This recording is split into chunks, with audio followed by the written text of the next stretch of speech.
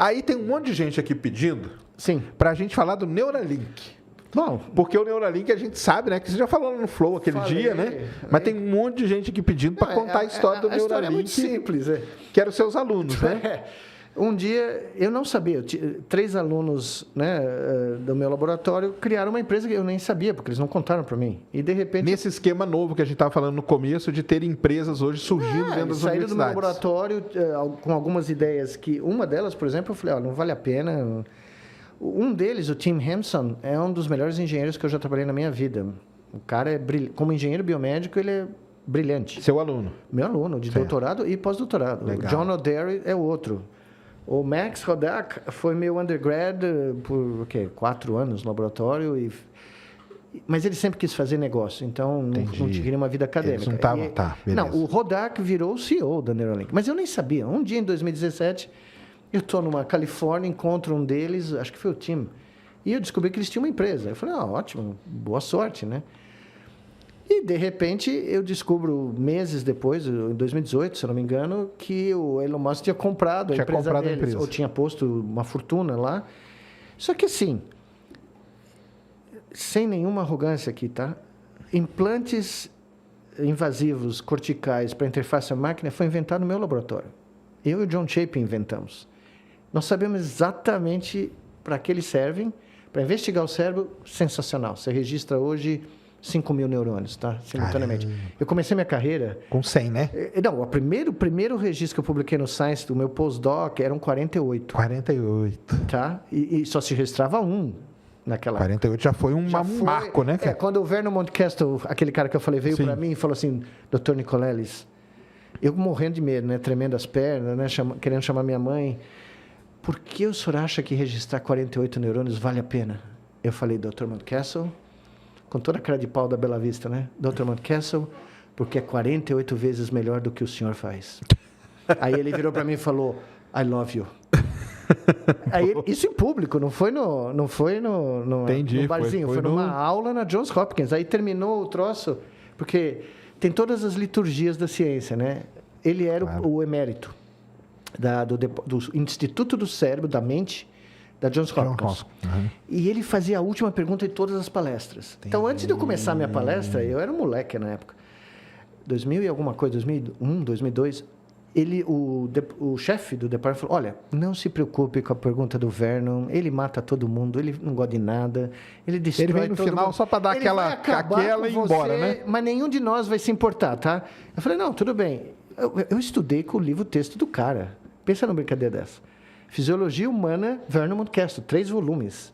Isso foi minha vida na Faculdade de Medicina. Bom, na hora que ele levantou lá, cai que o senhor tremeu, né? Ele levantou, falou o que eu acabei de falar, eu respondi, ele falou assim, Dr. Nicolelis, can I do a postdoc in your lab? Posso fazer um postdoc no seu laboratório? Eu falei, Dr. Mountcastle, anytime. Porque aí foi, né, aquele momento eu... Claro. Eu falei, minha mãe tinha que estar aqui, porque nesse instante a minha carreira começou. Entendi. Depois de 15 anos. Legal, começou, demais. porque o cara falar o que você está fazendo é o futuro, foi, né? E fui descobrir depois, porque eu fui no escritório dele, né? Quando passa a palestra, você vai no escritório de cada um, o último escritório é o dele. É o do cara. E ele tinha uma imagem de um argentino, depois eu soube, argentino super bem vestido, um terno branco, dos anos 40, um cara super elegante, professor Miguel Covian. Ele falou, foi meu primeiro aluno. Eu falei, não acredito. Miguel Covian foi o orientador do meu orientador. Caramba! César Timunharia. Aí ele virou para mim, you are my grandchild. É mesmo. Academicamente falando. Né? E eu não sabia. Eu descobri no escritório dele. Que demais. Tá? Então, aí eu entendi toda a conexão, entendeu? O cara descobriu que o ex-aluno dele tinha tido um aluno no Brasil, né? Ele sabia, né? Eu fazia parte de uma família sem eu nem saber. De uma linhagem, né? De uma linhagem, exatamente. Que eu nem sabia. Então, legal demais. Mas esse cara, o Vernon Mountcastle, ele virou para mim e falou, olha, o nosso drama é o seguinte, nós vamos coletar aí os seus 100 neurônios, 200, 300, a gente não sabe o que fazer com os dados.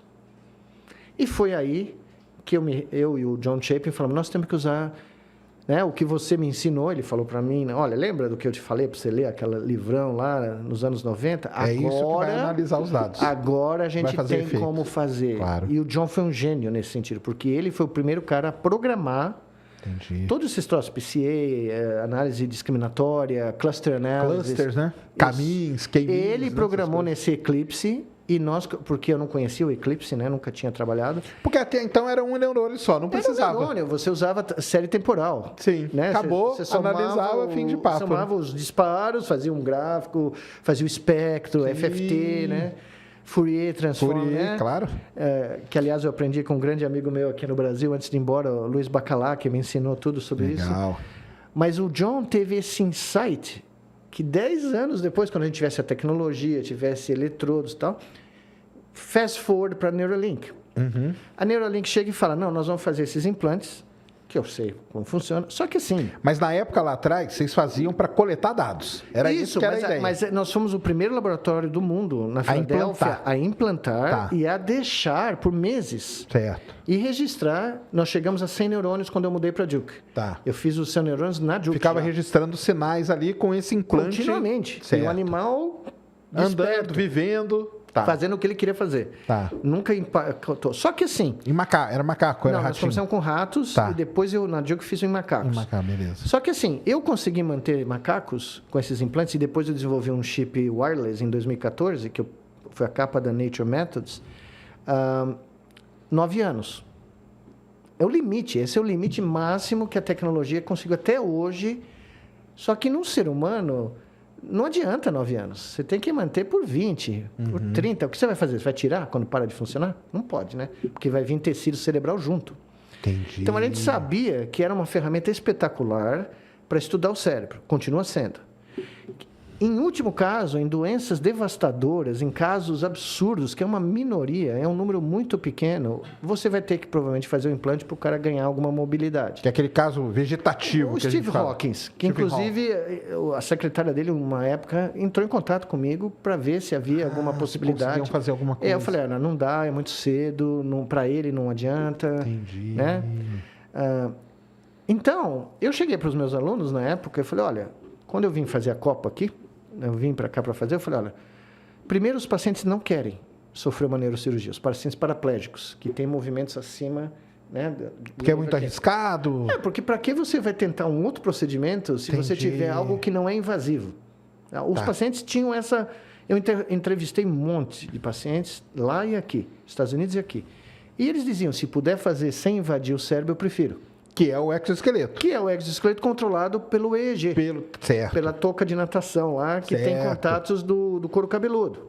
E funcionou. E acabou de ser reproduzido aqui. O seu sistema, o da Copa lá, sim, ele é concorrente do Neuralink. Não, ele é concorrente com uma... Eu não tenho, né, a ambição, mas... Muito mais pacientes vão usar o sistema não invasivo. Inclusive, os maiores investimentos em neurotech do mundo, 95% do dinheiro de venture capital em neurotech vai para não invasivo. Porque o invasivo, ele tem vários ele infecta, né? Ele pode infectar, ele pode parar de funcionar. Negócio no cérebro, né? Não, tá, o paper que saiu aqui, que eu tenho críticas gravíssimas aí, o que saiu recentemente do grupo da Suíça, que eu fundei o laboratório nessa universidade na Suíça, um dos implantes se infectou. E eles não pararam, trial, eles continuaram. Caramba. E era um cara... Mas já era ser humano, não? Era um ser humano, implantou o cérebro e a medula espinal, e o cara já andava. O cara é um paraplégico parcial. Ele já tinha... Né? Não precisava ter feito implante. Do ponto de vista ético, é um absurdo. Porque o cara tinha movimento. Certo. Tá? Ele melhorou uma merreca. Para ele não fez diferença. Não, fizeram estardalhaço, fizeram hype, saiu em todo lugar do mundo. Mas para quem é profissional e sabe como é, o cara, eles já tinham publicado o estudo desse cara antes... E ele ficou treinando 48 meses antes do implante. Os nossos pacientes, em 6 meses, estavam recuperando mobilidade, sem invadir o cérebro. Entendi. Tá? E a gente treinava 1 hora por dia, 2 vezes por semana.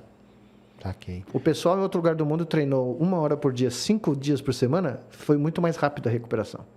Então, você não precisa, para a vasta maioria... A invasão é nesse caso, um caso vegetativo, né, que a gente fala. O cara está ali, um cara que não consegue mover nada, né, enfim.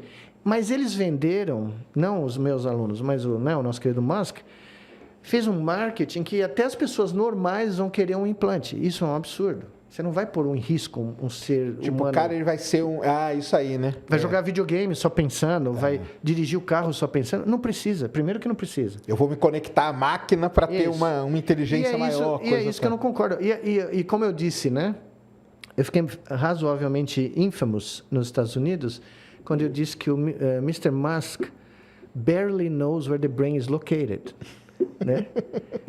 E foi sensacional, criaram um meme, foi muito legal. Porque, na realidade, eu não compro o hype. Da mesma maneira que eu não compro o hype da inteligência artificial, apesar de usar, os caras começaram a fazer um hype de algo que eu inventei. Eu, com a minha mão, eu fazia a cirurgia, eu implantava o barato, tá? Entendi. Então, eu sei as limitações. E quando eu tive a oportunidade, porque eu poderia chegar, né? Falar, olha, desculpa, nós vamos implantar você. Os caras eram capazes de concordar. Mas do ponto de vista ético, médico, ético, não faz sentido. E você não vai correr o risco de dar uma meningite numa pessoa que já é paraplégica, né? Caramba. Você não vai fazer um barato desse, né? E foi o que aconteceu, o cara infectou. E eles não pararam o trial. Em qualquer lugar do mundo, você tem que parar o trial. O estudo clínico, né? Se dá uma complicação, você para na hora. Isso aí, a ética está ficando meio de lado, então.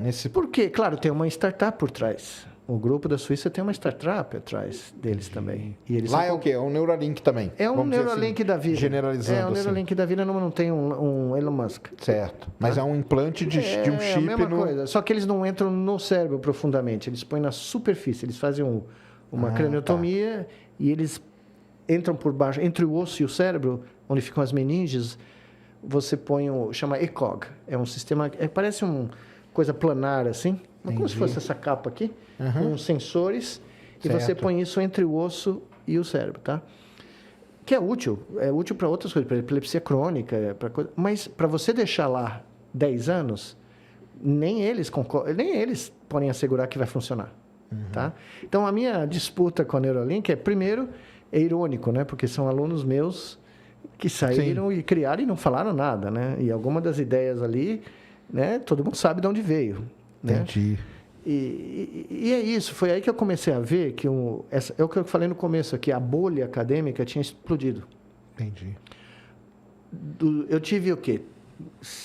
30 alunos de pós-graduação, de doutorado e 43 pós-docs nesses 35 anos, lá nos Estados Unidos. No final, antes da pandemia, ninguém queria ficar na academia. É aquele lance, né? O cara já estava pensando na startup que ele ia criar. Não, os caras queriam vir trabalhar comigo porque eles já estavam pensando na startup ou no sei lá onde, entendeu? Entendi. E aí eu falei, não é bem isso que eu quero fazer, entendeu? Por isso que agora, para terminar, eu acho, né? Eu decidi criar o meu próprio instituto, espalhar ele pelo mundo e fazer do jeito que eu quero fazer. Entendi. Porque qual é a vantagem do não invasivo? Ele é barato, ele é seguro e ele é escalável.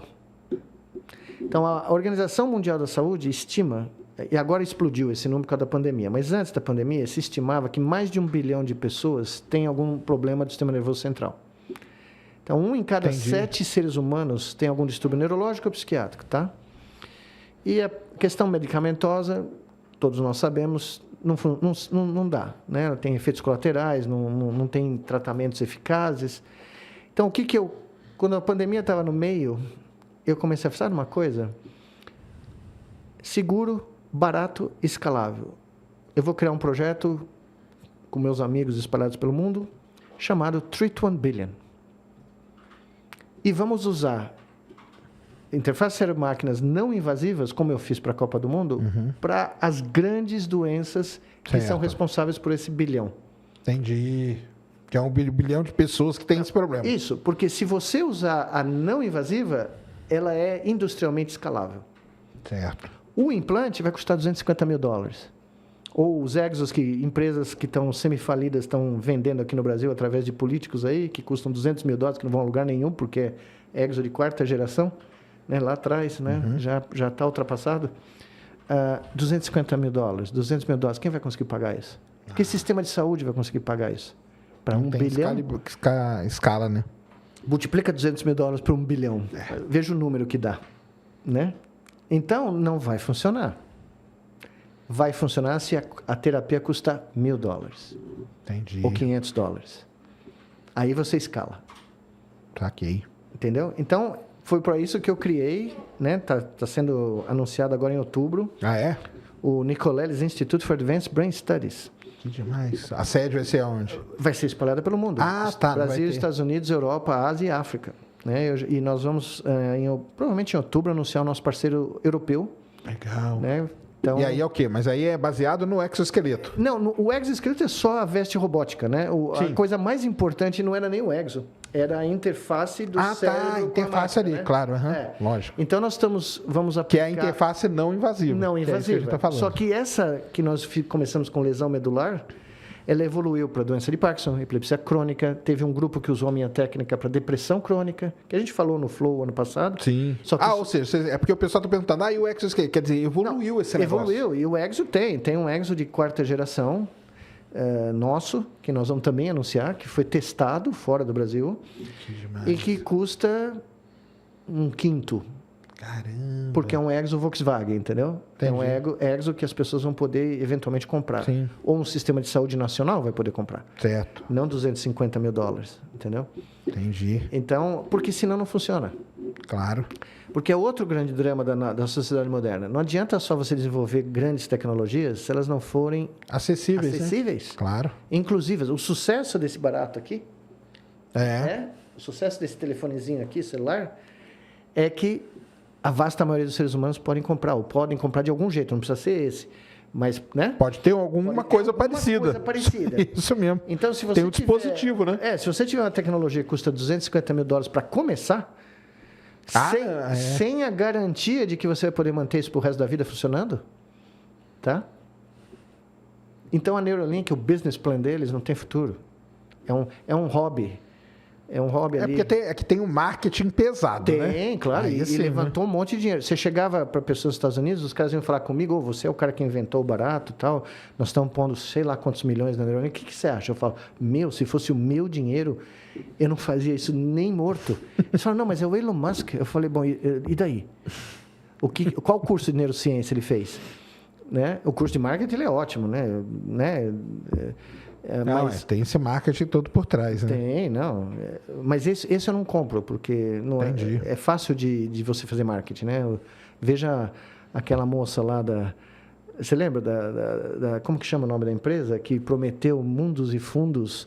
Vixe, essa já deu uma confusão aqui. Eu sei. Você lembra? A que foi no... Elizabeth, eu estou esquecendo o nome. Você fala aqui do Brasil, né? Não, digo da Califórnia, do Silicon Valley. Sim, a do sangue. É do sangue, do teste que era engolir, né? Que com uma gota já fazia não sei quantos mil exames. Exatamente. Tem até o documentário agora, né? Exato. Então, é isso que eu não compro, entendeu? Uhum. E eu lamento que hoje em dia você quando Mas aí sabe por quê? Porque, vamos dizer, ela com certeza é uma pessoa que tem uma especialização sim. em algo que pouquíssimas pessoas no mundo sabem. Sim. E aí ela chega, fala um negócio daquele, com as palavras certas, do jeito certo e tudo. Cara, assim, 99% da população que não tem nem ideia do que ela está falando vai falar, cara... Não, mas não é só isso. Ela convenceu os maiores fundos de venture capital do Silicon Valley. Mas aí vem a mesma pergunta que você fez para o Elon Musk, que tem. E o cara do venture capital sabe onde que fica o cérebro, né? Exato. Ou ele sabe o que é uma gota de sangue, né? Então. Não, e outra coisa, em sã consciência, você não precisa nem ser neurocientista, você não precisa ser absolutamente nenhuma especialidade. Você acha que faz sentido você implantar um adolescente com um chip no cérebro para jogar videogame? Não faz nenhum. Nenhum pai. Eu sou pai. Não consegue conceber alguém falar isso publicamente, né? Eu vou pôr em mim mesmo. Você quer pôr em você mesmo? Boa sorte. Né? Isso aí. Mas você influenciar milhões de jovens a pensar que isso é uma possibilidade real, sem nenhuma preocupação. Esse é o perigo, que eles têm o poder da palavra, né? A gente volta lá na sincronia, né? Sem dúvida. O vírus informacional vai embora, né? Vai embora, né? Esse é o problema.